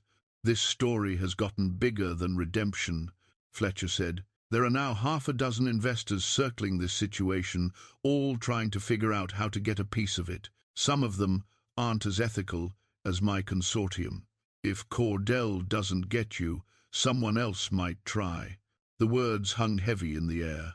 Silas had been so focused on the immediate threat of Cordell that he hadn't considered the broader implications. He'd stumbled onto something that attracted predators the way blood attracted sharks.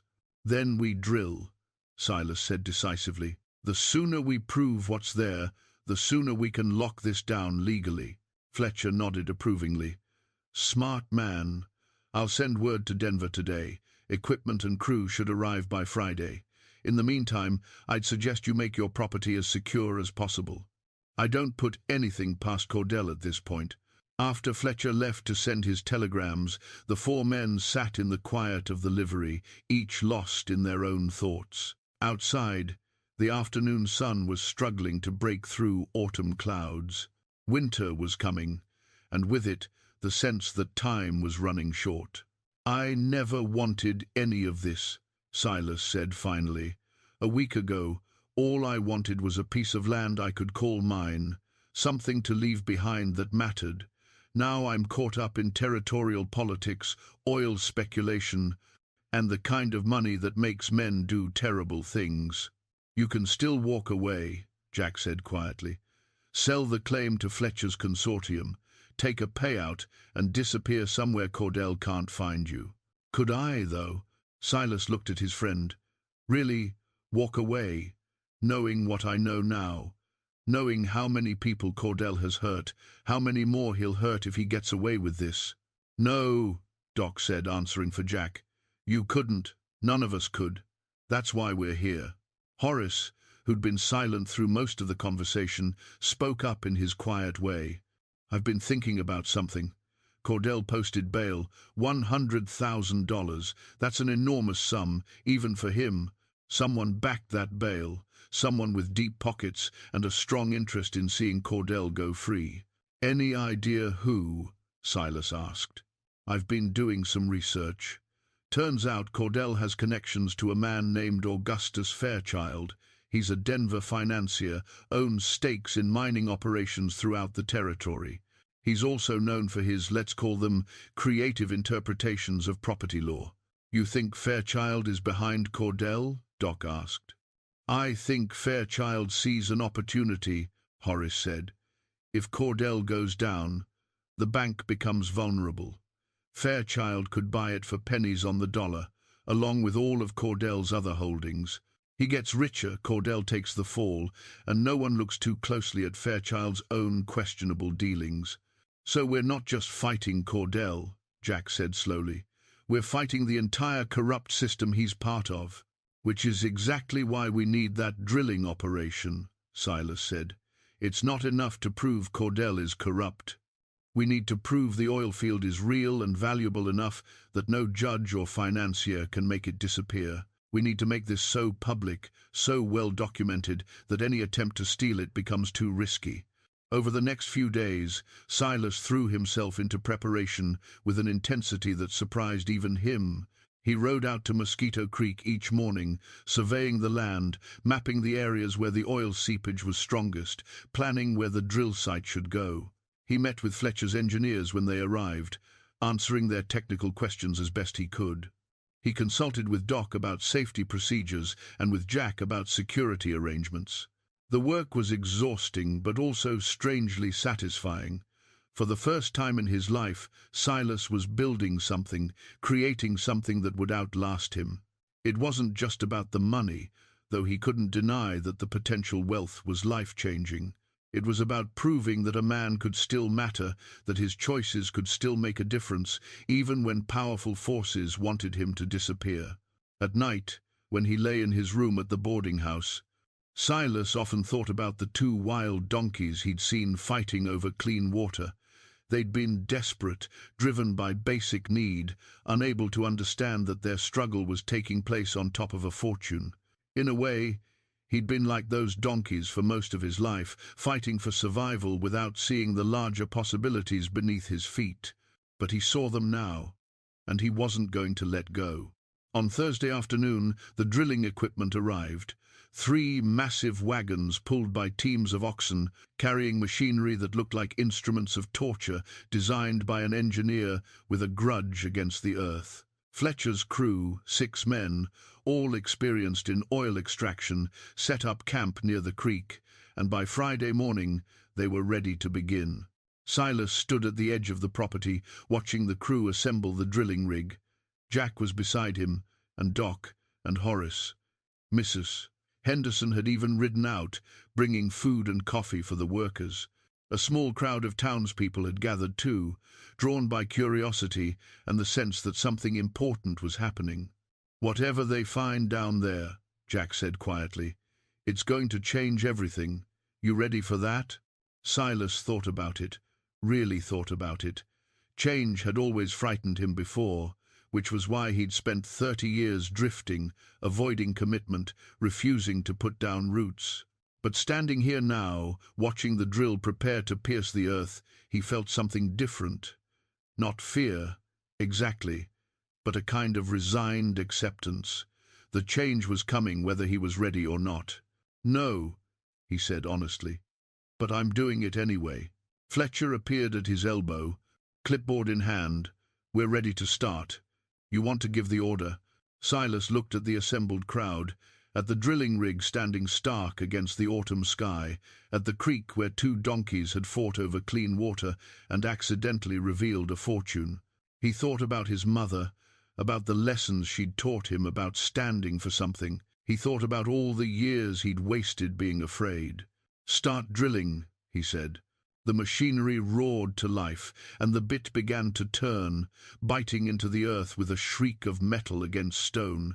The crowd fell silent, watching as the drill descended, foot by foot, into the unknown.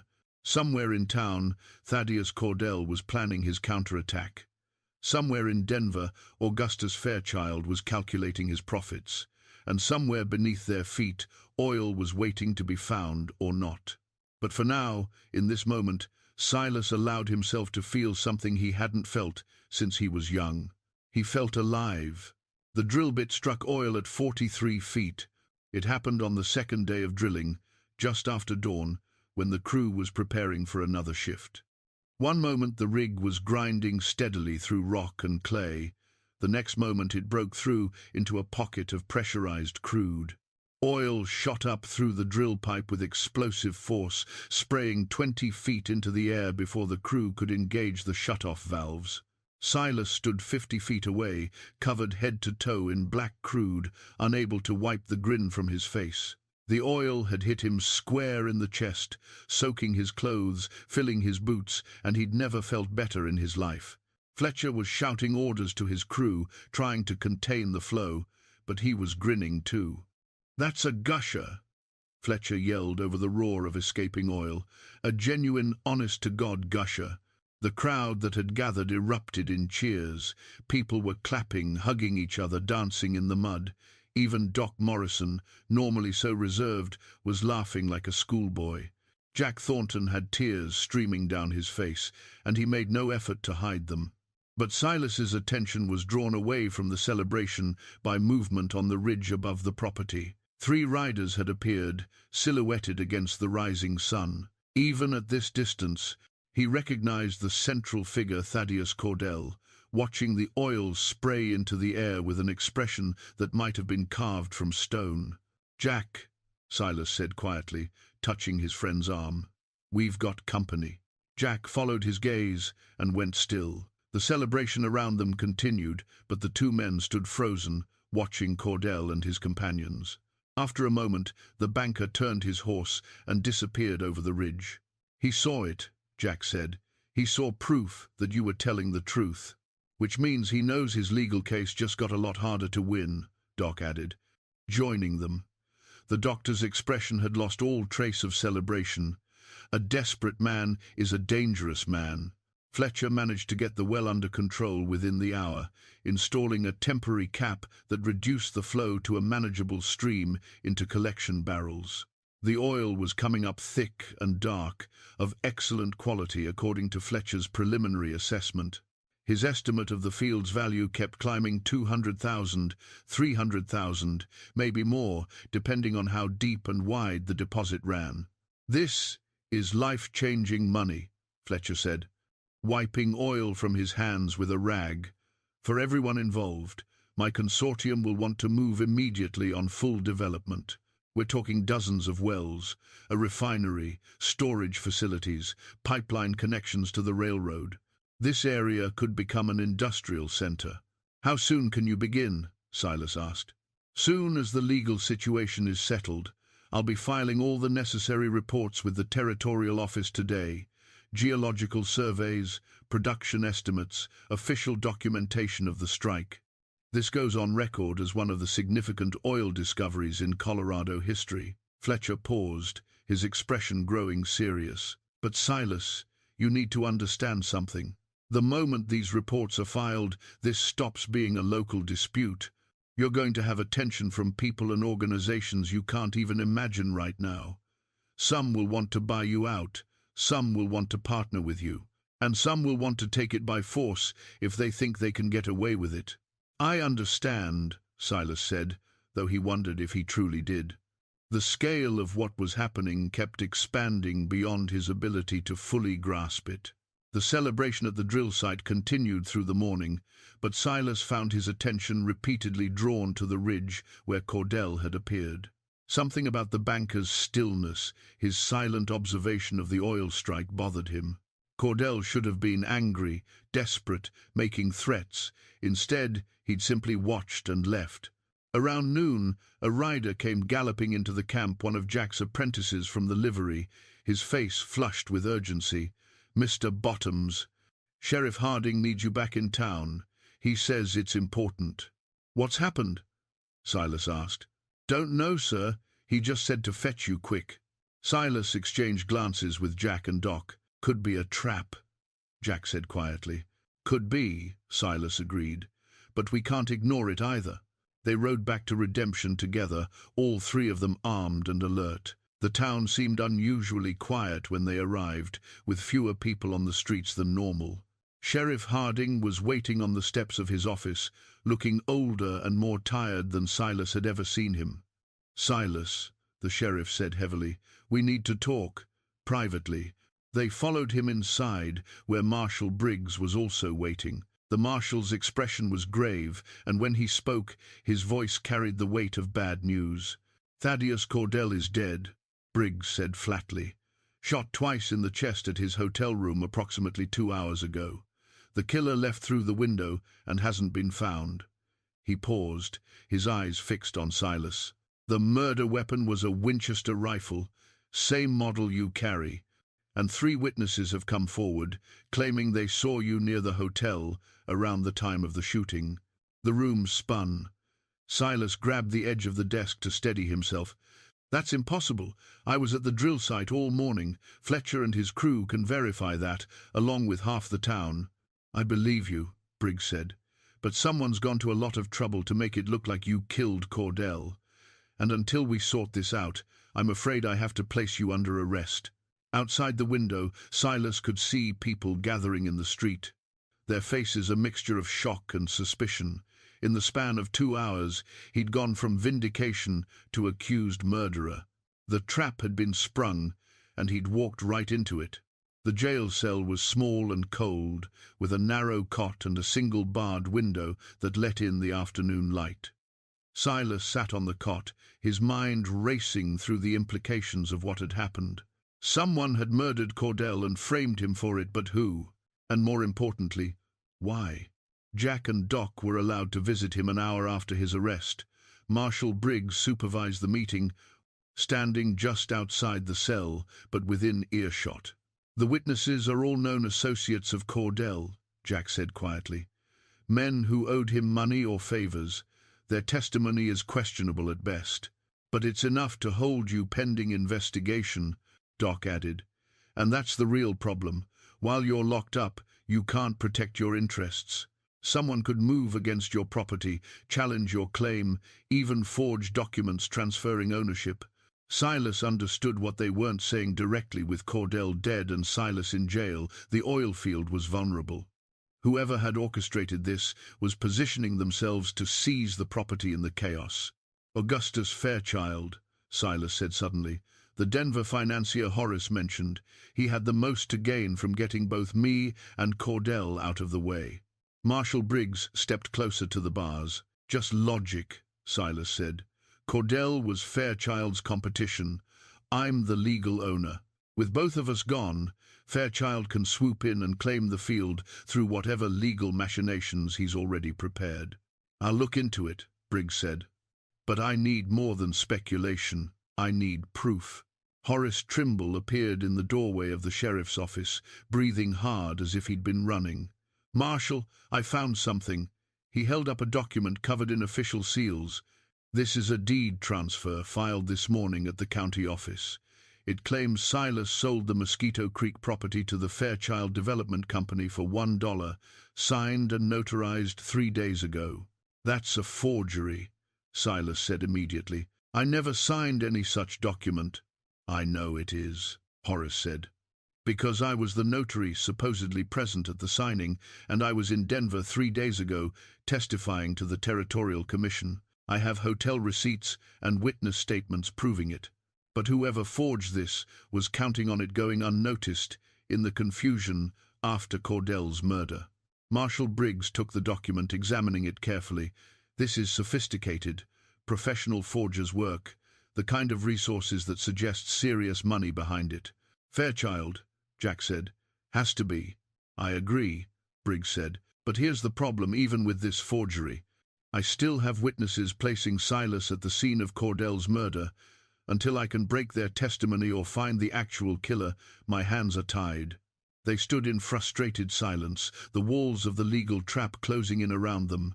Then a new voice spoke from the doorway, female, clear, and utterly unexpected. "Perhaps I can help with that."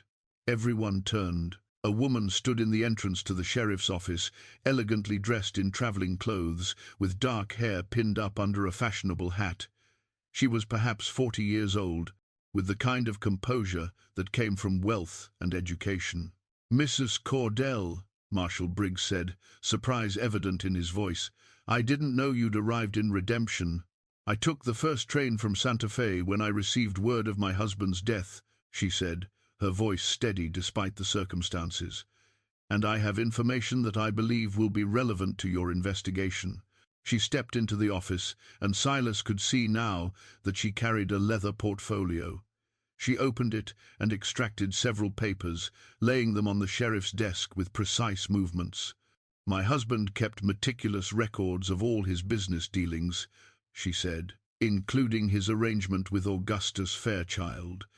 They were partners in a scheme to monopolize oil rights throughout the territory. Cordell was supposed to acquire properties through fraud and foreclosure, then transfer them to Fairchild at predetermined prices. Fairchild would develop them, and they would split the profits. Marshal Briggs picked up the papers, reading quickly. His expression grew darker with each page. These are contracts, signed agreements, financial transfers. This is evidence of a criminal conspiracy. Yes, Mrs. Cordell said, and there's more. My husband became concerned recently that Fairchild intended to betray him, to eliminate him, and take everything. He began documenting Fairchild's activities as insurance. This portfolio contains evidence of bribes paid to judges, hired killings disguised as accidents, systematic fraud across 3 territories. She paused, her composure finally cracking slightly. My husband was many things, but he wasn't stupid. He knew Fairchild would eventually come for him. He just didn't expect it to happen so soon. Why come forward with this? Silas asked from his cell. You could have disappeared with this evidence, used it for your own purposes. Mrs. Cordell looked at him for the first time, her eyes clear and direct. Because my husband's death doesn't change what he did to people in this town. The Porters, the Hendersons, dozens of others who lost everything. I can't undo that. But I can make sure the man who orchestrated all of it doesn't profit from my husband's death. She turned back to Briggs. Will this evidence be sufficient to shift your investigation? More than sufficient, Briggs said grimly. He turned to his deputies. Send word to Denver. I want Augustus Fairchild brought in for questioning immediately. And find those witnesses. I want to know exactly how much Fairchild paid them to lie. Within minutes, the office was chaos of activity. Telegrams were sent, deputies dispatched, warrants prepared. Through it all, Silas sat in his cell, watching the machinery of justice finally turn in the right direction. 2 hours later, Marshal Briggs unlocked the cell door. You're free to go, Mr. Bottoms. The witnesses have recanted their testimony. Turned out they were each paid $500 to place you at the scene. And we've received word that Fairchild was attempting to board a train to San Francisco. He's been detained. Silas stepped out of the cell, his legs unsteady. Jack and Doc were waiting, and they clasped his arms in silent support. Mrs. Cordell stood near the window, looking out at the street. Thank you, Silas said to her. You didn't have to do this. She turned and he saw tears in her eyes for the first time. Yes, I did. My husband's sins were his own, but I won't profit from them, and I won't let his partner destroy more lives. She gathered her portfolio and moved toward the door. The oil field is yours, Mr. Bottoms. Use it better than he would have. Then she was gone, leaving behind only the scent of lavender and the weight of unexpected grace.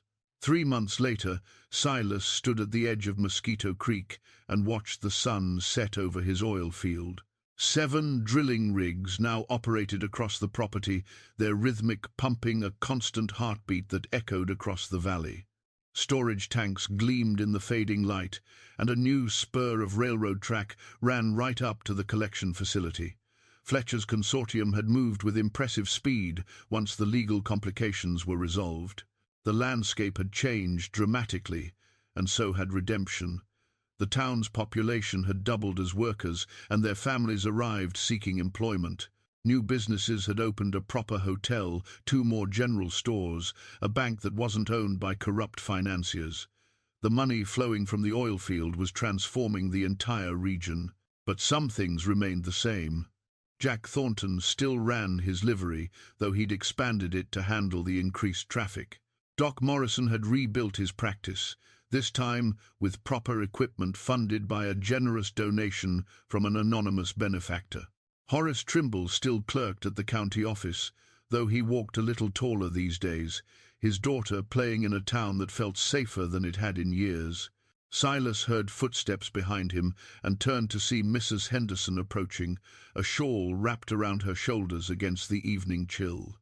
She'd insisted on walking out to check on him, claiming she wanted to see what all the fuss was about, but Silas suspected she simply wanted to make sure he was doing all right. "It's loud," she observed, gesturing at the drilling rigs, "and it smells peculiar, but I suppose that's the smell of progress." "Or money," Silas said with a slight smile. "Hard to tell the difference sometimes." They stood together in comfortable silence, watching the machinery work. Finally, "Mrs. Henderson spoke, her voice thoughtful. "Your mother would be proud, you know. Not of the money, she never cared much about that, but of the way you stood your ground, the way you helped change this town." "I didn't do it alone," Silas said. "Without Jack, Doc, Horace, without all of you, I'd be dead, and Cordell or Fairchild would own this land." "True enough," she agreed. "But you were the one who started it. You were the one who looked at worthless Swampland and saw possibility. That takes a particular kind of vision." Silas thought about that. He'd never considered himself a visionary. He was just a cowboy who'd gotten lucky, who'd stumbled onto something valuable through sheer accident. But maybe there was more to it than luck. Maybe part of seeing possibility was being willing to take a chance when everyone else said you were a fool. "I sent money to my sister," he said. $5,000, enough to save the farm and then some. She wrote back asking if I'd robbed a bank. Mrs. Henderson laughed. "What did you tell her?" "The truth, that I'd bought Swampland and found oil." "I don't think she believed me." "Will you go see her, now that you can afford to travel?" Silas considered it. He could travel anywhere now, could go anywhere, do anything. The 40% share of the oil field's profits was already more money than he'd ever imagined having. Fletcher was talking about expansion, about acquiring adjacent properties, about building an empire. The opportunities were limitless. But standing here, looking out over the land he'd fought for, Silas found he didn't want to go anywhere. For the first time in his life, he'd put down roots. He had a place that mattered, people who depended on him, a future that extended beyond the next paycheck. "Maybe in the spring," he said, "after the initial development is complete. Right now, I need to be here." Movement from the direction of town caught his attention. A rider was approaching Jack by the silhouette. He pulled up beside them, swinging down from his horse with the easy grace of someone who'd spent his life in the saddle. "Got news," Jack said. "Augustus Fairchild was convicted this afternoon. 20 years in territorial prison. They're also going after all his business partners and associates. Turns out his corruption went even deeper than we thought." "And the oil rights?" Silas asked, though he already knew the answer. "The Territorial Commission had ruled definitively on the matter weeks ago. Confirmed as yours in perpetuity, free and clear of any claims or encumbrances. It's official, it's recorded, and it's unassailable." Jack grinned. "You're a wealthy man, Silas Bottoms. How does it feel?" Silas thought about the question seriously. He thought about the 2 wild donkeys fighting over clean water, about the mistakes and chances and choices that had led him here. He thought about Cordell and Fairchild, and all the people who'd tried to take what wasn't theirs. He thought about his mother's lessons, and 30 years of drifting, and the weight of finally standing still. "It feels strange," he said honestly. "Like I'm wearing someone else's clothes, but also right, somehow. Like maybe this is what I was supposed to find all along." Doc Morrison appeared from the direction of the drilling camp, drawn by the gathering. Behind him came Horace Trimble, walking with his young daughter on his shoulders. Fletcher was there too, along with several of the crew chiefs. It wasn't planned, this gathering at sunset, but it felt natural. These were the people who'd stood together when it mattered, who'd risked everything for what was right. As the sun finally slipped below the horizon, painting the sky in shades of orange and red, Silas looked around at the faces of his friends. Not people he'd known for decades, but people who'd become essential in just a few short weeks. That was something money couldn't buy, the knowledge that you'd stood with good people in a hard time, and none of you had broken. "I've been thinking," he said slowly, the idea forming even as he spoke, "about what to do with this oil field. Fletcher's consortium gets their 40%, that's contracted, but my share, I want to use part of it to establish a fund for people in Redemption and the surrounding area who need help. Loans for farmers who hit hard times, money for widows and orphans, a school maybe, and a proper hospital for Doc. The others looked at him in surprise.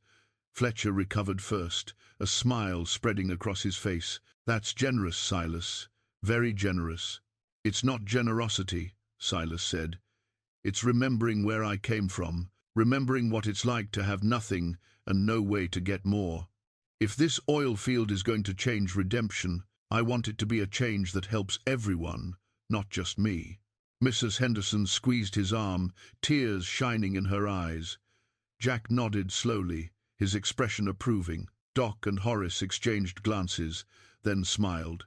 And Horace's daughter, understanding nothing of the adult conversation but sensing something important, laughed and clapped her hands. The oil rigs continued their rhythmic pumping, drawing wealth from beneath the earth. But standing there with his friends as darkness settled over the valley, Silas understood that the real treasure wasn't the oil. It was this, the community, the connections, the sense of purpose that came from using what you had to make things better. He'd started this journey as Silas, Soggy Bottoms, the laughingstock who'd bought worthless Swampland for $25. He ended it as something different, not rich, exactly, though he was, that too. He ended it as someone who mattered, who'd made a difference, who'd stood his ground when it would have been easier to run. That, more than any amount of oil money, was worth everything. As they walked back toward town together, talking and laughing in the gathering darkness, Silas took one last look at the oil field. Those 2 donkeys were long gone, driven away by all the human activity. He hoped they'd found clean water somewhere safer. In a way, they'd started all of this 2 desperate animals fighting over survival, unknowingly revealing a fortune. Sometimes the biggest discoveries came from the smallest moments. Sometimes worthless swampland turned out to be exactly what you needed. And sometimes, if you were very lucky, the mistakes you made turned out to be the best decisions of your life. Silas smiled to himself and kept walking, following his friends toward the lights of redemption. Behind him, the oil rigs pumped on through the night, steady and sure, like a heartbeat that would echo for decades to come.